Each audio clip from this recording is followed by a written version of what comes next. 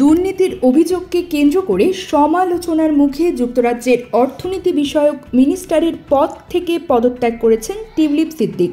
পদত্যাগের পরও সমালোচনা পিছু ছাড়েনি তার।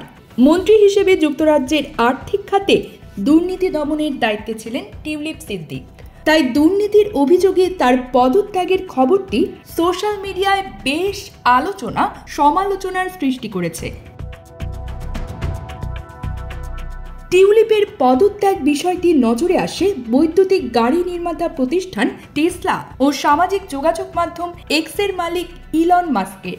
টিউলিপের দুর্নীতি ও পদত্যাগ নিয়ে এক্সে একটি পোস্ট শেয়ার করেছেন ইলন মাস্ক।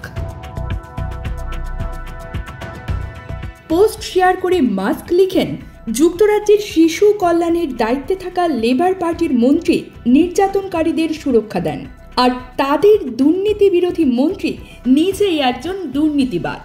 মাছে ভাতে বাঙালি, আর সেই মাছ পেতে আসুন লন্ডন ফিশ নেটে। জি হ্যাঁ, ইস্টহ্যাম পুরাতন টাউন হলের সন্নিকটে আপনার প্রিয় মাছের সম্ভারে ভরপুর। আসুন, দেখুন, বাজার করুন ছোট বড় সব ধরনের মাছ।